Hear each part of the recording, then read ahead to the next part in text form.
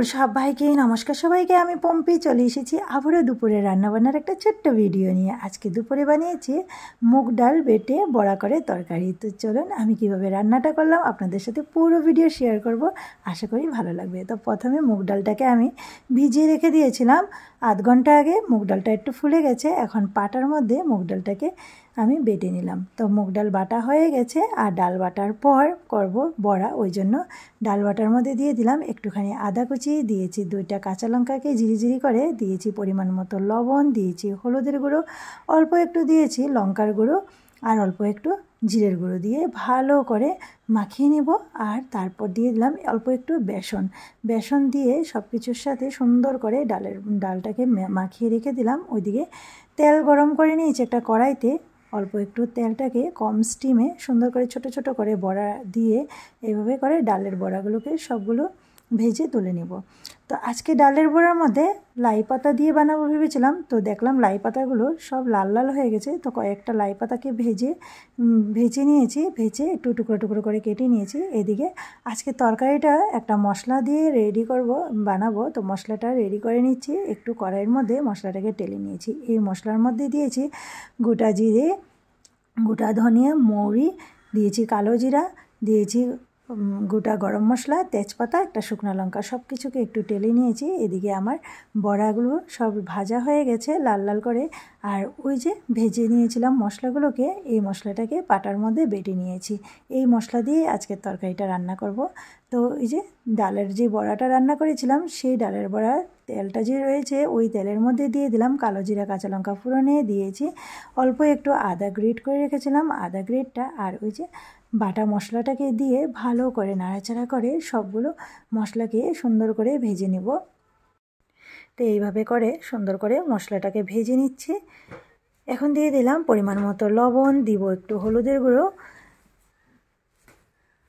লবণ আর হলুদের গুঁড়োটাকে দিয়ে ভালো করে আবারও সুন্দর করে ভেজে নিচ্ছি।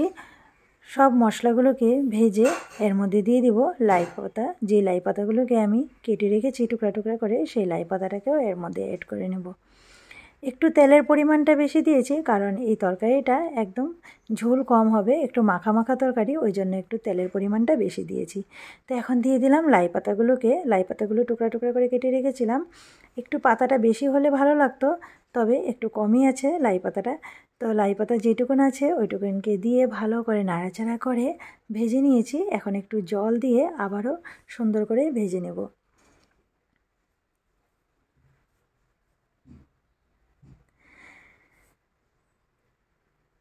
অল্প একটু ঢাকা দিয়ে রেখে দেব তরকারিটা, যাতে লাই পাতার যে ডাঁটাগুলো আছে সব ডাঁটাগুলো যেন একটু সিদ্ধ হয়ে যায়, ওই জন্য একটু ঢাকা দিয়ে রাখবো। তার আগে অল্প একটু চিনি দিয়ে দিলাম, চিনিটা দিয়ে আবারও একটু মিক্স করে নিব। এখন একটু ঢাকা দিয়ে রেখে দেব। তো একটু ঢাকা দিয়ে রেখেছিলাম, দেখুন সাইড দিয়ে তেল বেরোনো শুরু হচ্ছে, আর লাই পাতাগুলোও মোটামুটি সিদ্ধ হয়ে গেছে। এখন সাইডের চুলায় জল গরম করে রেখেছিলাম, সেই গরম জলটা দিয়ে দিলাম অল্প একটু, যাতে বড়াটা আমার সিদ্ধ হয়। অল্প একটুই জল দিব, তরকারিটা একেবারেই মাখা মাখা করে করব। তো জলটাকে দিয়ে আবারও সুন্দর করে নাড়াচাড়া করে ঢাকা দিয়ে রেখে দেব, যাতে তরকারির ঝোলটা সুন্দর করে জাল হয়ে যায়। তো ঢাকা দিয়ে রেখেছিলাম 5 মিনিটের মতো। ঢাকনাটা তুলে দেখুন সুন্দর করে জাল হয়ে গেছে। এখন এর মধ্যে একে একে দিয়ে দিব ভেজে রাখা সবগুলো বড়া। এইভাবে করে লাই পাতা দিয়ে ডালের বড়া দিয়ে একবার রান্না করে দেখতে পারেন, খুবই ভালো লাগে। আর আজকের আমার এই তরকারিটা আপনাদের কেমন লাগলো ওইটা আমাকে কমেন্টে জানাবেন। সুন্দর করে মিক্স করে নিলাম, এখন ঢাকা দিয়ে রেখে দেব আরও 5 মিনিটের মতো। তরকারিটা একটু জাল হয়ে গেলে বড়াগুলো একটু সিদ্ধ হয়ে যাবে, তারপর নামিয়ে নিলেই রেডি আমার ডালের বড়া দিয়ে লাই পাতা দিয়ে একটা তরকারি। এই লাই পাতাটার ফ্লেভারটা এত সুন্দর লাগে এই ডালের বড়ার মধ্যে, কি বলবো। এই যে ঠান্ডার দিনের সব কিছু দিয়েই লাই পাতার মধ্যে দিয়ে রান্না করলে খুবই ভালো লাগে। তো আজকে টমেটো ছিল না, ওই জন্য অল্প একটু টমেটো কেচাপও দিব তরকারিটার মধ্যে। ঢালতে সময় একটু টমেটো কেচাপটা বেশি পড়ে গেছিলো, তো বাটির মধ্যে তুলে অল্প একটু আধা চামচের মতো টমেটো কেচাপ দিয়ে দিলাম, দিয়ে আবারও ঢাকা দিয়ে আরও 2 মিনিট রান্না করে নামিয়ে নিলাম। তরকারিটা দেখুন রেডি হয়ে গেছে, বাটির মধ্যে ভরে নিলাম। আর একেবারেই মাখা মাখা হয়েছে তরকারিটা।